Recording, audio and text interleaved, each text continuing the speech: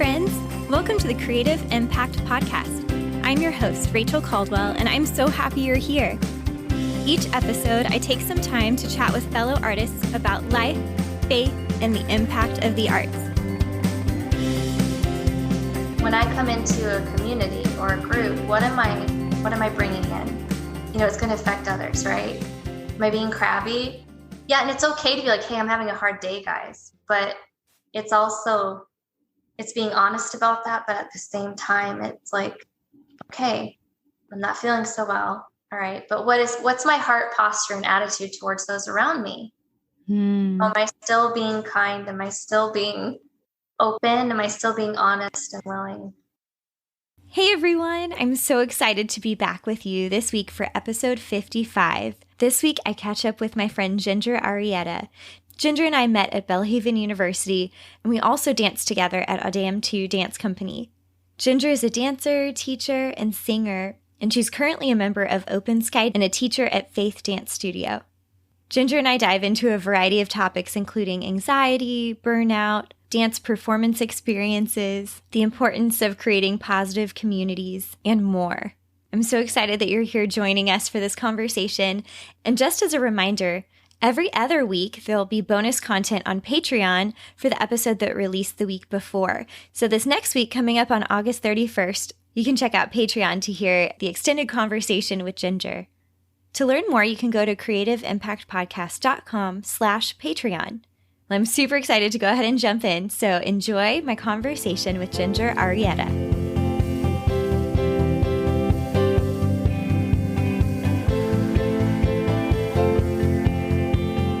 Super excited to be here with Ginger Arrieta, and thank you so much for coming on the show. Thank you for having me. I'm really excited to be here and to see you and talk with you. It's so great to catch up.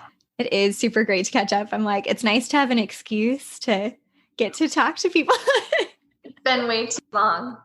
Definitely. It was awesome running into you at Project Dance Houston this past year. I know. That was back in March. Yeah. So that was really great to kind of like reconnect briefly and be like, oh yes, we need to catch up. So yeah, well, just jumping right in, do you want to share a little bit about yourself? And I know like our journeys cross paths at a couple different points, so it's going to be fun with Belhaven and Deum. So yeah. Well, I've always wanted to be a dancer, to be involved in the arts as kind of, since I was little, singing and dancing. And I'm from Marquette, Michigan. I was born and raised there, and I grew up dancing at Marquette Center for Dance and Don Dot Dance. And yeah, dance was definitely a huge part of my life. I've always known that it was going to be a part of my life, and singing. Yeah. Very cool. So I'm curious, what age did you start? You may have said it. I'm sorry if I missed it. It's kind of a funny story. I think my mom tried to have me start at 3, but I was the kid that was twirling in the corner, not listening. So I think she took me out of it for a year, and then I went back maybe 4 years old, probably. Nice. Yeah. It's like, there's, a certain point where it's maybe not productive, although that's awesome. I mean, that's great that you were like excited to twirl, but yeah, maybe not focusing. It was not time. Yeah, I was that kid. That's amazing. So funny. Love it. And then you said you've kind of throughout the whole time have been singing as well, like just growing up. Yes, especially during nap time. I was always like, bye, go to bed. So it's just, I've always loved that. Singing has always been just a joy to do. And with my siblings as well, we all sing, and, they've been in bands, and I would tag along and sing with them at their events. So Aww, that's so fun. I love that. We used to kind of do fun things with our cousins and kind of put on shows and things like that. So super fun. Yeah. Nice having those memories. Yeah. Very cool. So basically, were you at the same studio all the way through like high school? Yes. Okay. Yes, I was. Yeah. From probably, age 4 till I think 19, because I didn't start college until later. Yeah. So it was really a cool experience to, whenever I see them when I go and visit my dance teachers, Dawn and Lynn Belatho. It's really cool to, connect, because I was with them for such a long time. Yeah. like a huge like anchor in your whole upbringing, essentially, or like most of your life. Yeah. It was really cool. I mean, the studios, of course, they were small. I'm from a small town, but yeah, it was a good foundation. And there was a lot of, just from a young age, choreography opportunities and opportunities to help teach. I started teaching young or assisting, which was also fun. Yeah, that's great experience, because a lot of times, I mean, maybe that's one of the pros of being in a smaller studio, because I think when you're in a larger studio, it's probably you don't have quite that opportunity to jump in as much. So yeah. That's so cool. Yeah. So I personally happen to know that you ended up at Belhaven University, but I actually don't know how you ended up there. So what was kind of the journey to getting into Belhaven? I had actually started to dislike dance when I was in high school, or just even the competition. We did quite a few competition things, and I started to lose just the heart of it for me. Mm-hmm. And I was saved, I think, like 17. Okay. And there was a big shift, a heart change for me. And I saw Ballet Mag, I think, when I was 18. So when I was in Milwaukee, and that was a big shift there. So I actually went and auditioned for Ballet Mag, and I felt like it was home, and didn't get accepted. And I was like, no, I was so devastated. And but then I saw on their website about Belhaven. And so I was looking into that. I'm like, oh my goodness. And so I was like, okay, we're going to try this. And it's just really funny because I vowed, I was like, I am not going to college. I'm just going to go sing and dance somewhere. And it was just interesting. So, but that was what needed to happen. And so, yeah, I just ended up coming to Jackson, Mississippi. Yeah, I know. It's kind of funny, of all places. It's like a really awesome dance program in the middle of Jackson, Mississippi. So, and really Jackson as a whole is kind of more of a dance hub than most people would think, with Ballet Mag being there and like. Yes, this is true. Yeah. International ballet competition and all this stuff. It's like, I would not have guessed that. Exactly. Awesome. Yeah. Okay. So I'm trying to think back. What year did you start at Belhaven? 2004. Okay. Way when, yeah. Yeah, that's awesome. It's kind of interesting talking. I've gotten a chance to talk to a few different people that are kind of at different generations of Belhaven student, so to speak. I mean, they're like really small generations because it's like 4 years, but just curious kind of what was the environment atmosphere like when you were there, when you first came? Oh man. I think there was some shifting that was happening. We were still in the old studio. Oh, in the gym? Yeah. We were training in there, and then we transferred over. So there was some transition of teachers. I think Miss Morton had just come in, or like recently she had just come in. Okay. Yeah. So I think there was a shifting around of teachers at that time too. And I think it was a bit smaller. I think it got a lot bigger, maybe my second year, second that I was there. Interesting. Okay, cool. Yeah. Yeah, it was. There was I remember a shift happening. Yeah, so. That's so interesting. So do you have any like memories that stand out from your time there? Oh gosh, there's so many. Belhaven was a huge, huge impact in my life. I still, like, even with my training, like that is where I would say I got trained. I did summer intensives, like Milwaukee Ballet and like ABT and that in the summers when I was growing up, but such a huge influence just with training.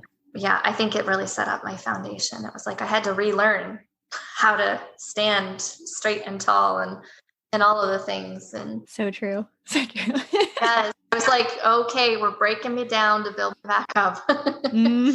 So good though. There's so much. Yeah.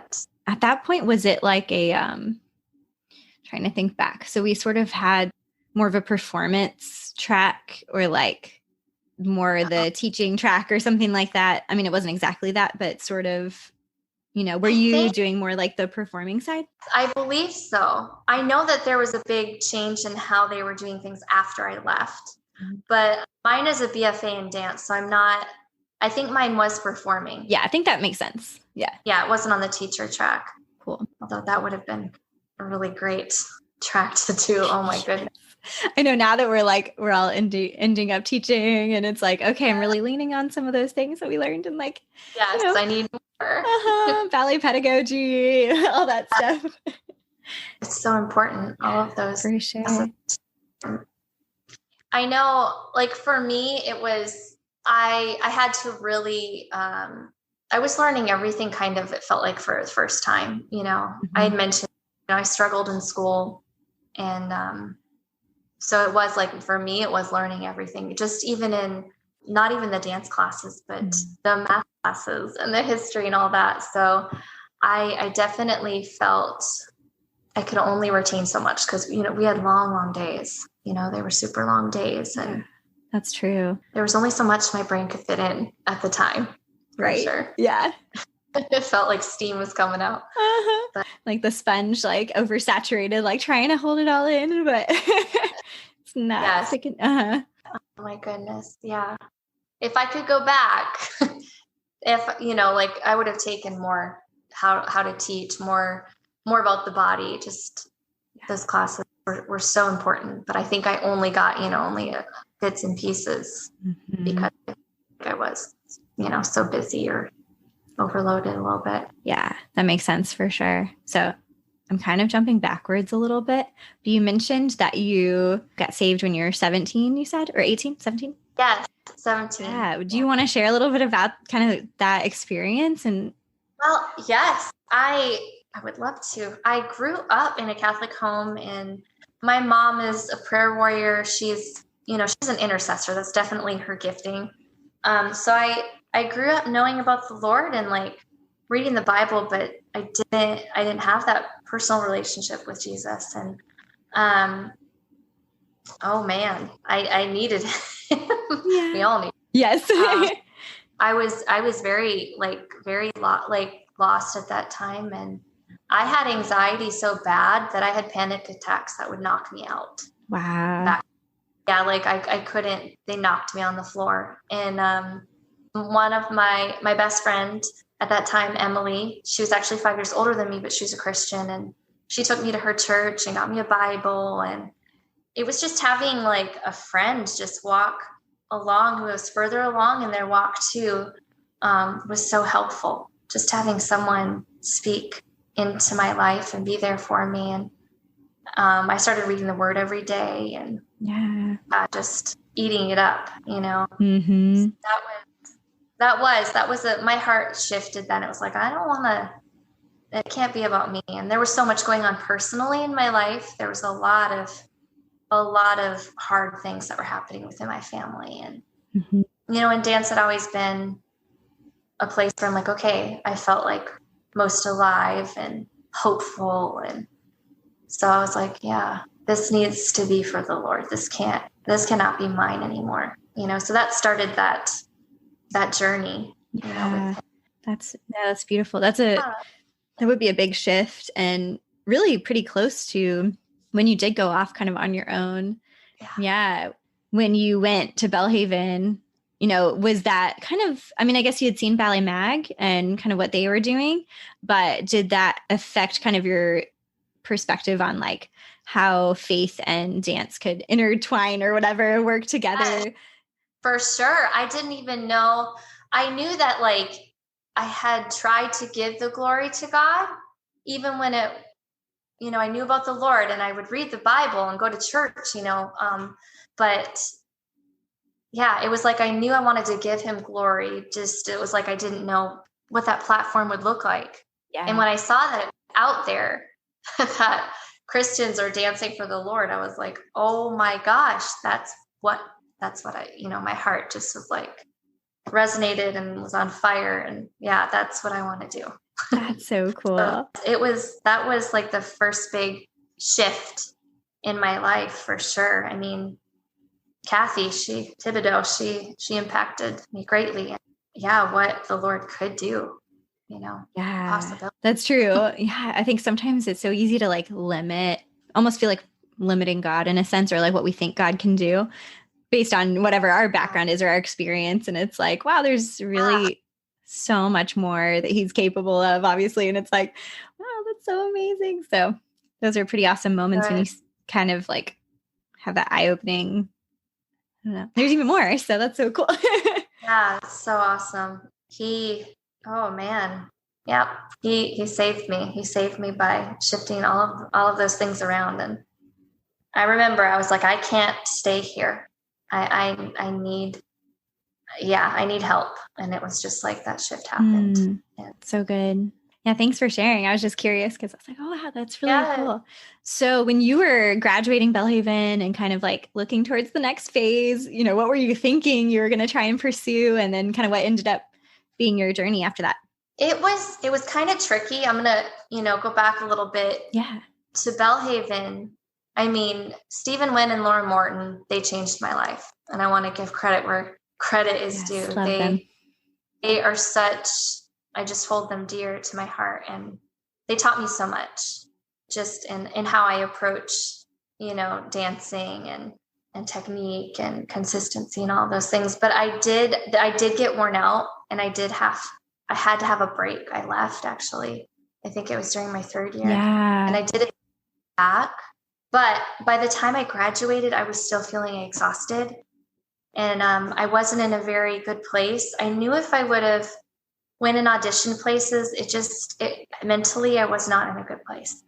I was feeling burnt out and just like striving, and just a lot of, it just wasn't healthy. So I did go home and I taught for a while. I went and taught full time.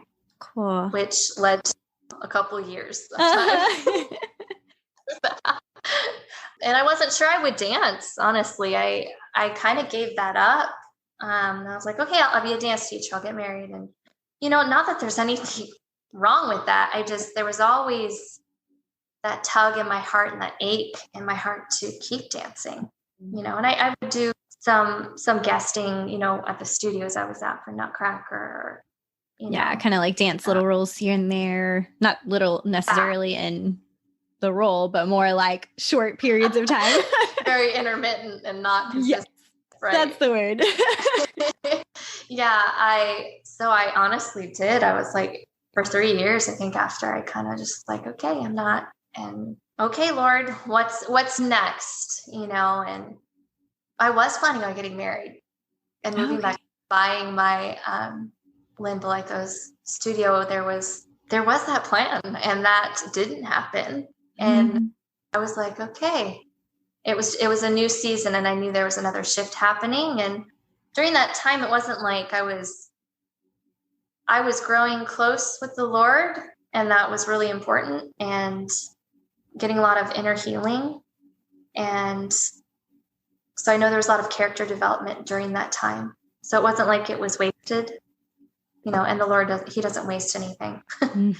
Yeah, so true. It's easy to feel that way once in a while, but yeah. But it's to do there. I'm not sure. I see. Yes. But I moved. So it was like I was at Milwaukee for a year, but then I came back to Marquette, where I'm from, and then I went back to Milwaukee after that breakup happened. And I was like, gotcha. Okay, I'm gonna look at Deum. I'm gonna look and see. And I looked at where else did I look? I looked at some other Christian dance companies. Yeah. And then I was like, no, okay. The Lord like lit the fire again. Right. Yeah. That's super cool. Yeah. It's, I think, more common than we realize, sort of the burnout or like exhaustion element of life in general, but especially I think for dancers and performing artists probably. Yeah. I think it's probably good that it's maybe being more talked about these days, or like, there seemed to be a bit more awareness and like, more about longevity as a dancer and trying to, take care of ourselves, not only physically, but emotionally and mentally and spiritually and everything. So have you found anything that as you were processing through that, like in college and stuff, were there things that you felt like were helpful in the journey of coming out of that burnout season, I guess, or post-college? Yeah. Well, I mean, definitely, like, I had done counseling growing up. I had done seeing psychiatrists. There was a lot. I had a lot of anxiety and depression, honestly. Yeah. But when I met just with inner healing and deliverance ministry and sozo ministry, that changed my life during those years. So there was a lot of healing that needed to be done, and a lot of lies I had believed, and, mental just torment, and, your thought becomes an emotion, and then it becomes a belief system, right? Right. That was affecting me greatly. And so just freedom in those areas of not believing lies and believing the truth of God, what he says. So a lot of it was identity. Yeah, that's huge. Yeah. I know some that I've learned with like some inner healing, and a lot about like belief and like vows that we make sometimes that are kind of holding us to a certain thing, Yeah, it's really, really good. Like getting down to the root of what like we're seeing on the outside. Cause I think, seeing at least how I've heard it explained is like a lot of times we'll just sort of put a Band-Aid on something, or like take medication so we feel better, which I'm not saying medication is all bad, but like, we tend to maybe just try to cover it or, deal with the symptom rather than like really getting down and figuring out, okay, wow, this really stems back to like when I was 5 years old and this happened, or, Yeah. Yep. That's so good. Yeah. Instead of just like treating, the behavior. Where was that hurt? Where did that lie come in? Where's the wound? Right. What is his truth about it? Yeah. And so good. Hold you through it. Yeah. Pull you up. That's so huge. that's been a big part of, I think, a shift. And even now, it's just been years of that. And it's just, it's a big part of our lives, We need to heal us up. Yes, exactly. And it's kind of like deeper layers. So, like, I don't know, you kind of feel like, okay, I'm good. I'm healed. And then another layer of the onion. Exactly. Yes. So, oh man. Yes. It's good. There's so much grace in that, it's like, okay, we're just getting to a deeper layer. It's just a deeper layer. It's okay.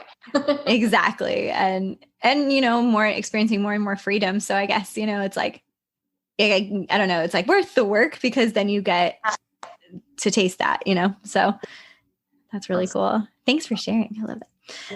Yeah, that's really powerful. So after you had kind of been back home-ish for a few years, so did you hear about Deum at Belhaven? Was that like where that? Okay. Yes. Yeah, figured. Okay, cool. Because I know like Randy would come and do pieces or classes and things like that. So that's really cool.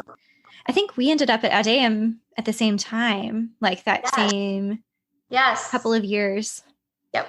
Yeah. With Sarah was doing 82, correct? Yes. And that was so cool. I loved seeing your face and seeing Tiffany too. That was so cool.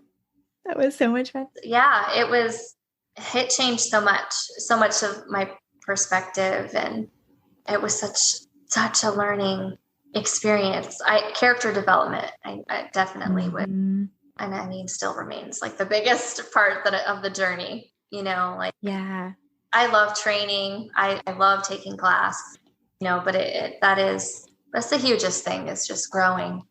But I loved the community. Yeah. It was so great to pray together in the mornings, and that was really unifying. I loved that, to have that time, and I loved the outreaches we did. I was thinking back on those the highlights for me was like Covenant House and going to the hospital, and those were the most precious moments to me. Yeah. Those were really definitely special times. And it's interesting because I think maybe when we're younger or even on the outside looking in, when we're thinking about like what would be so incredible, getting to dance with like thousands of people in the audience or whatever it is, I don't know.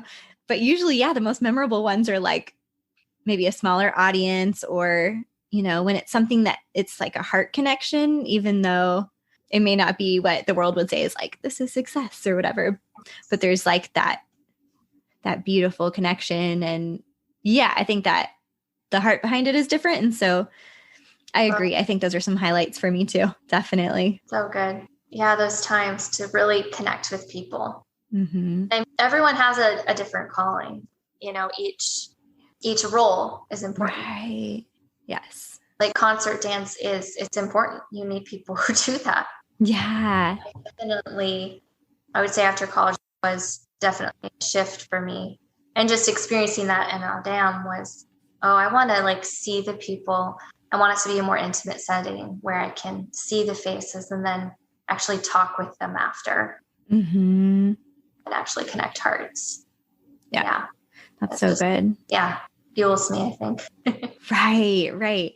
Yeah. And that's really cool that it sort of connects in, it seems like, with what you're doing now with Open Sky Arts Collective. So I kind of jumped right in at the beginning, but yeah. So currently you're kind of dancing and helping head up Open Sky here in Houston, right? Yes. Yes. Oh, it's been so good. After Deum, there was another like 3 years. Okay. Interesting. So there's like these little like pockets of like seasons. And I would get so frustrated. And I know looking back, of course, you always see back, okay, the Lord was doing this. And I was, I had gone to Spain on 2 missionary trips, and I was planning to move there after my time with Deum was done. Oh, yeah. That was the plan, right? And then plans fell through, and I was like, what is going on? And I did meet my husband right after that. So I know it's like I found my Spanish man here. Uh-huh. God knew what he was doing. So there was 3 years where I was like, okay, what now? And I really was serving at church a lot during that time with the worship team and with young adults. I was serving there. And that's cool. Were you singing on the worship team? Yeah. Okay. Which that was really cool. At Encourager, I did a lot with Encourager Church, and that was really amazing. I really loved that. Yeah. And just being more connected in church and teaching a lot. I was teaching a lot. But I woke up one day and I had known about Open Sky, and I was like, okay, they're an hour and a half. I'm out here in Katy. I don't know if I want to, go take class far away. And right. I felt like the Lord was like, it's time. It's like, okay, I just want to go take class. I want to just be supportive of this group. And even if, just fellowship, just being around these people, I would do that. So that was the plan, and I went and I took class, and I was like, oh my gosh, this feels like home. Yeah. I've got to be around these people. And so I started taking class, and I think I took it a couple of times. And then Jenna, she approached me about like doing, a solo or something. And I don't know how exactly she worded it, but I was just like, I would make the drive to come, just rehearsals, like I want to be with you guys. Oh, yeah. It was really cool. I was like, the Lord was like, he was answering that just deep desire in my heart. And I got to be with beautiful people. And it's just really, Jenna's so amazing. And Laura's so amazing. I'm so, so blessed to be running with them. And I mean, they mentor me. They help me in so many ways. Yeah. They're such beautiful, just like women, women, strong women of God and women of faith. And just fun to be around too. No, and that was the thing, like even during class and rehearsal, there was such joy.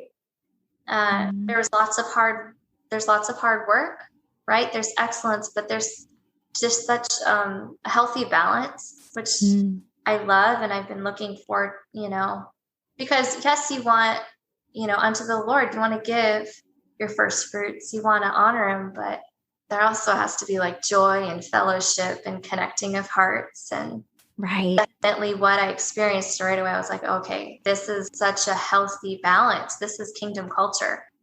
This is what I've grown right here. So yeah, I love getting to be a part of Open Sky. It's been such a huge blessing. Yeah. So currently, I know at one point Open Sky, and I got to talk to Jenna, which was really fun. And she was talking about how, it started off more obviously project-based and kind of like everyone comes in for a week and do multiple, performances or outreaches. Yeah. So when you started, was that still kind of the model, or was it more like full-time Yeah, company I type thing. think the spring before they had started to come, the year before, yeah, they had started to come, I think, more frequently. Got it. Which makes sense because you were taking class with them and stuff. So that's cool.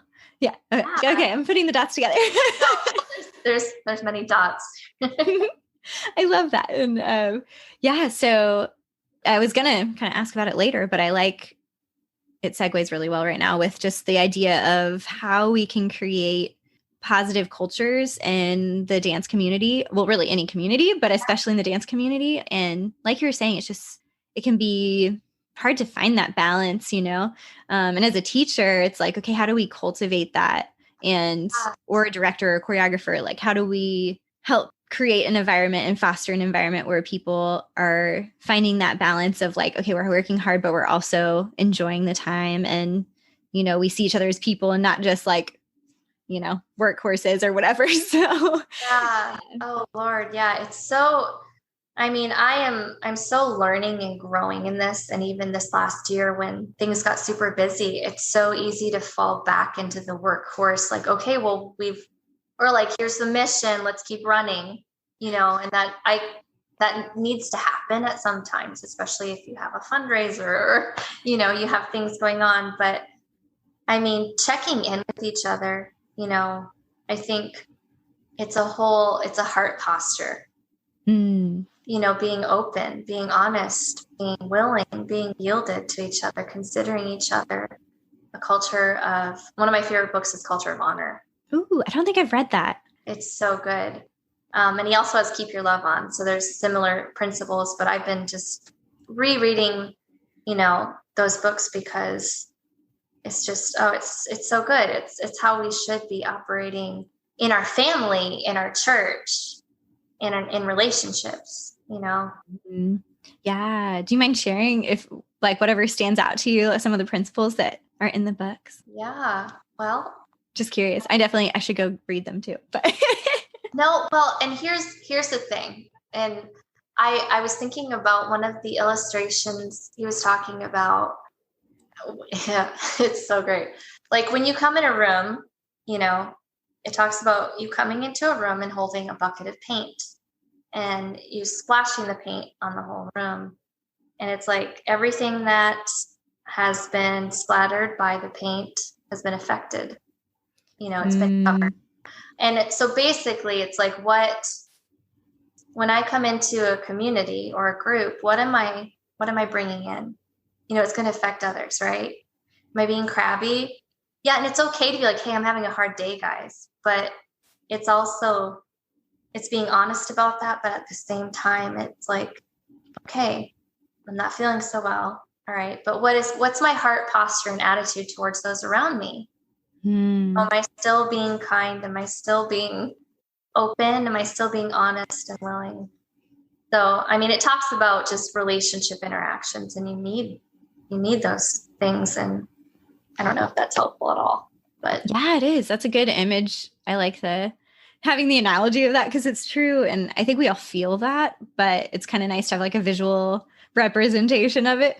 Kind of people will say like your energy or your whatever, but it's all kind of the same idea of like we're affecting, like you said, we're affecting the people around us. And yeah it's interesting as a teacher and a director working with high school students because a lot of what a lot of what I see the most effect from is when we do really focus in on the culture of the team and helping build empathy and respect and helping them to understand like kind of I guess that sense of responsibility and accountability to each other, like you do take some responsibility for how you are reacting to people or, that kind of thing and what kind of energy you bring into the room and emotions and everything. So yeah. And I love what you said, like you can be real with people and say, it's just a hard day today, you guys, but at the same time, rather than just like kind of just blowing up on people, or whatever it may be. So I think I've seen the most positive, like the most growth maybe, or Wow. bang for your buck, kind of like the best effect when we focus on that stuff. And it's hard sometimes because we're so driven to meet, like you said, the goals and like we have a performance coming up or we have this and that. And so if I let it kind of go by the wayside, it really does make a big difference in the attitude of the team and like kind of how everyone's doing. So yeah, for sure. I think, well, and just even within this last year, definitely, I mean, that has been my heart, especially since being in Open Sky, it's been modeled to me by leadership. Yes. And seeing how Jenna interacts with everyone, how Laura interacts, so they're living it. I'm seeing it. But within my even just classes at Faith Dance Studio, where I've been teaching the last 3 years, it's like, what kind of atmosphere am I carrying? What am I, is there strife or is there anxiety? And just really, my heart and what I want to respond quicker is, okay, I'm going to release peace. Or, checking in even with my students, like, hey, so what's up? Are you okay? What's going on? Yeah. But it takes time. And I got to do that more one-on-one when they've had solos, right? It's kind of hard to have like 15 students and you have classes back to back to check in, but so true. Yeah. Super good though, that personal connection. And I think, what's that quote that's like, people don't care how much you know until they know how much you care. It's kind of, it is a good one. I feel like it's used a lot, especially in education, but it's so true, when people feel like, okay, this person actually cares about me. And I think then there's a sort of a safety that happens, like people feeling safe to be open about, if they are having a bad day or that kind of thing. So yeah, I think that's huge what you said, like they feel safe then to actually be open. Mm-hmm. And then we're more fully free to dance, I feel like, or do whatever our I think art that's is. huge. I think that's huge. How, like, if you have anxiety or fear, or anger, you're not dancing out of a free place. There's like restriction, there's conflict, so I think that is very true. People that are experiencing that kind of culture where there's safety, there's value, that you're valued, of course it's going to be fuller movement. It's going to be more life-giving movement and not restricted. Yes. So just from your experience with teaching and, working with students, also working with, professional dancers and stuff, how have you seen dance impact people or like create change, I guess, in people's lives? Well, I'm going to have to go deep to one. Yeah, it is, but I love it. I love deep things. One of my students at Faith Dance, actually, the 4 of them that I've worked with the last couple years, just with YGP or competition, I've seen growth. But the first couple years I didn't see, like I kept on, like, it's like you're throwing seed and you're seeing nothing grow, which is frustrating. That is very frustrating. Yeah. And is it a wall? What's happening? I'm trying to help you, but this last year, I'm just going to highlight one of my students. I made up a piece about like the mercy of God and forgiveness. And it was about a very deep thing. It was a deep thing for me. Yeah. We'll just leave that there about forgiveness. And she danced it and she finally had a connection. And I asked her, because usually when I ask her, okay, what are you dancing about? What did you feel that time? What did you see? What pictures, images, emotions? She'll be like mad or happy or, just something like so just so vague and so just not very deep, like a surface emotion really. But yeah, just like, I was interceding and like, and begging for mercy for people, who are suffering. I was praying for my grandma and just all these things came out. And I was like, wow, oh my gosh. And I cried actually when I watched her dance it for the first time, because I was like, wow. So this is becoming a part of her story. And it actually is a part of my testimony. Wow. And that's why I actually danced it as my testimony for Activate with Connie and Oliver. Oh, cool. I don't know if I've heard of that. Yeah, they have an Activate class that I took, and I got to dance that for my testimony. So it was just really cool to see how it really, she connected with it at a very deep level. And they are getting older. They were like preteen and now they're teenagers. So they're more, they're connecting better, but yeah, kind of understanding some of the different things that, just kind of come with development and like life experience and. Yeah. And I mean, I try to give them like stories, or I try to ask them like, like what makes you, feel a certain way, or, what is this picture image? How does that make you feel? Like, does it make you dark, or is it constricted, restricted, or, try to help them out. But yeah, there was some cool, I had another student who actually has like, I think she has some attention deficit and just like learning stuff, and she was also going through a really emotional time. So when I had like solos and like one-on-ones, I was able to just speak life, and we were able to go through her whole piece and speak life where there was maybe lies. That's so powerful. Really cool. So it was like she was struggling in school, thought she was stupid, and we were just, her piece was about like exposing like darkness. And so we got to just like go through the whole piece from top to bottom. And I was like, this is okay, God, this is why I'm doing this. I mean, she grew as a dancer, but it was more like, okay, this is an actual moment where there's freedom happening. There's truth, being exchanged where there was lies. Yeah. Wow. That's beautiful. That's really awesome. Yeah. That's what it's all about. I mean, the dance is beautiful, and, just getting to move, and there's so much value in that also. But I think, when you have those moments where it's like, okay, this is like, I don't know, heart change, life change. Yes.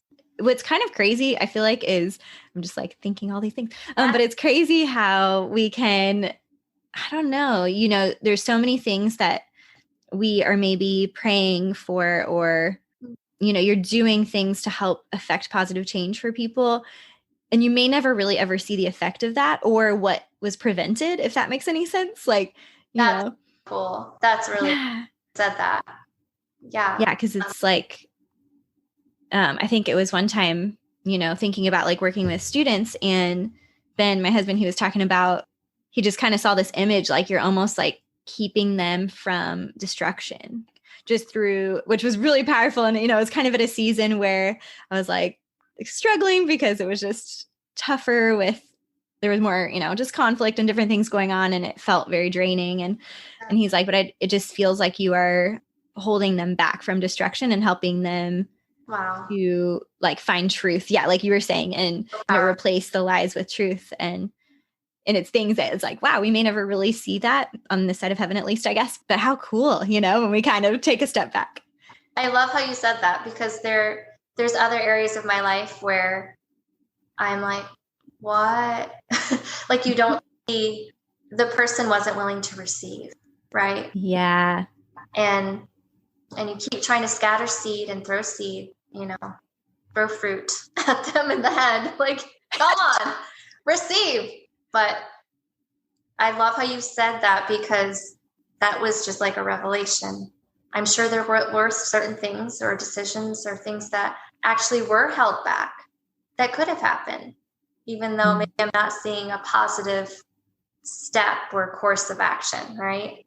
Right. Maybe things, So thank you. Yeah. That was huge. That's awesome. Yes. And inspired by what you were saying with your students. It's just so cool. And that's really powerful that you're able to. So with YAGP, so do they do like a classical variation and then also something more contemporary, and that you get to choreograph for them? Yes. Okay. Yeah. Oh man, I definitely, the first 2 years I did it, I was like, what am I doing? Like, just felt so, I was like, no, someone else should be doing this.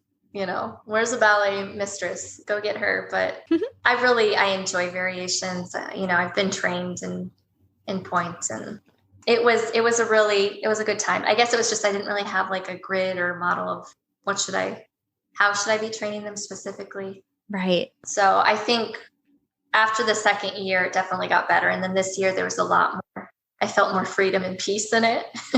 That's good. Like, well, we're training them for this worldwide, competition, or it's not really a competition, but.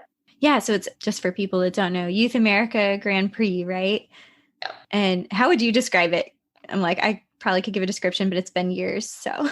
Well, it's, I think it's like the top of the top. Like, they have judges who are, I'm sure principal dancers at ballet companies. So they have people who have been in it for a long time. So it's a very hard, I don't want to say it's not a competition, because they're being judged. They're given like an amount, like it's not against certain people.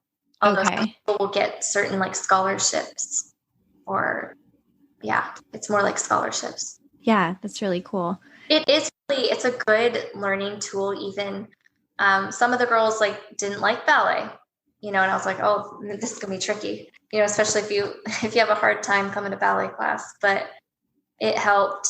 I think it really just helped them be more aware, and the discipline of it is really good. It's hard work. They had to train. They train a lot. Yeah, for sure. It was a lot, 5 days a week. Wow. Yeah. So curious to know, is there something that you would be interested in sharing with other artists kind of in this season? Just how each artist, like you have a specific calling, and it's so unique, and no one else can express the way that you uniquely can. I think that comparison thing, it so gets in the way. Yeah. I've heard it said like, hey, if you're, whatever job you have, whatever God has called you to do it all, with all of your might, with all of your heart, even if it's scrubbing the toilet, like honestly, yeah.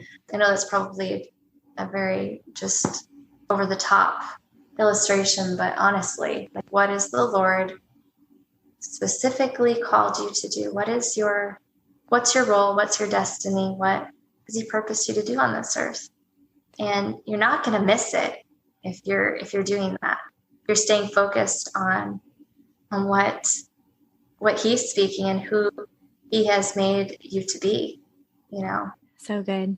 I that's been huge for me. Like my life story is not going to look like the person next to me. Neither is yours. And that's beautiful. That's not like, oh, I missed it, or I did it wrong, or, basically staying in your lane. Mm-hmm. Focused on him, and, where's he steering you specifically? Yeah. Would be one thing.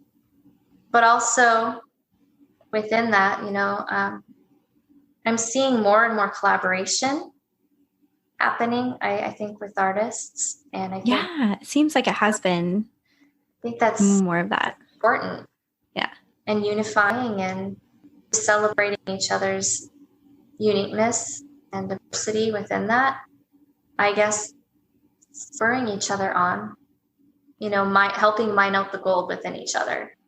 That's just something that I'm working on, and I'm still I'm in progress with that, but that is my heart, to be helping, link arms and hold each other's arms up when we are tired from the fight. Or right. I love that phrase that you said, that helping mine out the gold in each other or in others. I'm like, that's so good. Yeah.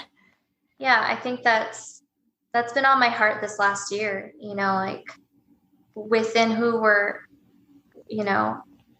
either ministering with or teaching or in our homes. Like, are we speaking life over ourselves and over each other? And yeah. Those are so good. Yeah, I love it. Such good wisdom and just great thoughts to chew on and, kind of, take forward as we move into for a lot of us, kind of a new year, a new school year, be able to take a step back and kind of look at, what's my purpose in this and what does God have for me here? Yeah, that's so good. He's doing a great thing, a great work. Yes. So just for fun, I'm curious, what is one of your favorite things right now? One of my favorite things, me and my husband were professional eaters. That's like eat and yeah, pretty much. So give me some cinnamon rolls.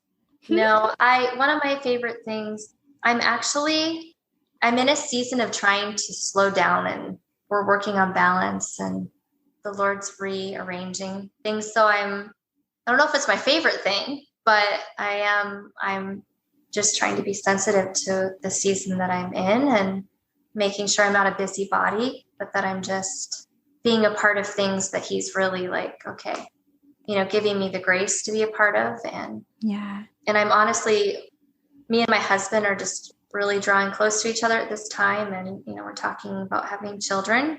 It's time. Oh, exciting. Time. Yeah. So we're just kind of preparing in our hearts, and that's kind of what I'm excited about that. I've been yeah. Did you say a little scared about that too? Yeah. But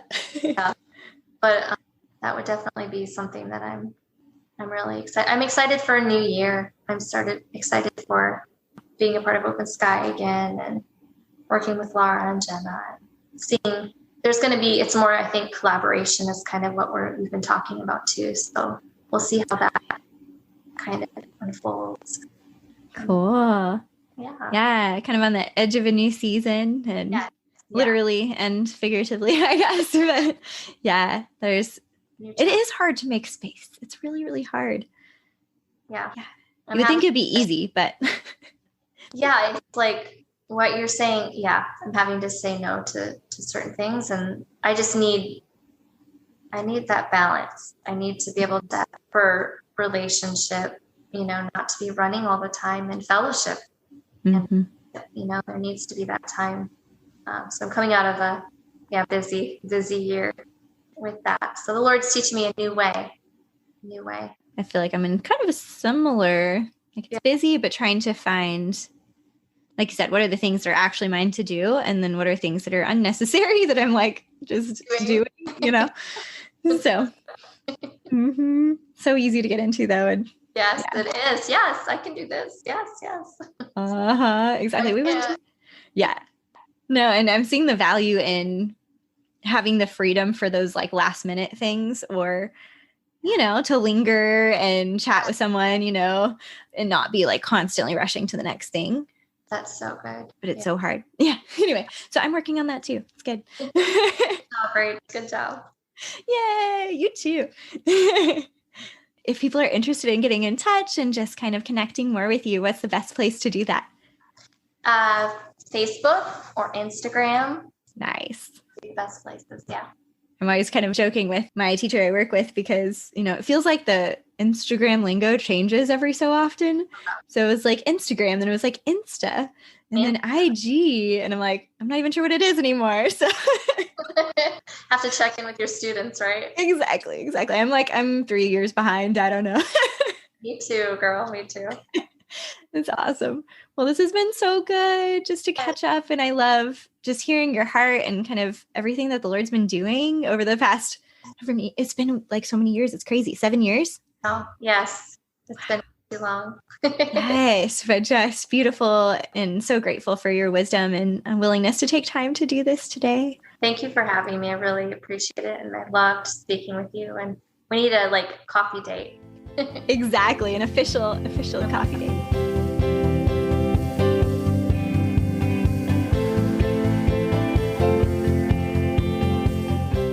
I'm so glad Ginger and I were able to catch up for today's episode. You can find all the links, the full show notes, and additional resources on our website, creativeimpactpodcast.com. If you're enjoying the conversations, be sure to check out our Patreon community where you can find bonus content, including extended conversation with Ginger going live next week. You can find our Patreon community by going to the link on the website. Thank you so much for listening to the Creative Impact Podcast. The music for the show was produced by Michael Cash. It would mean so much if you'd share the show with a friend, leave a review or a rating on iTunes, and I'll see you in 2 weeks for our next conversation.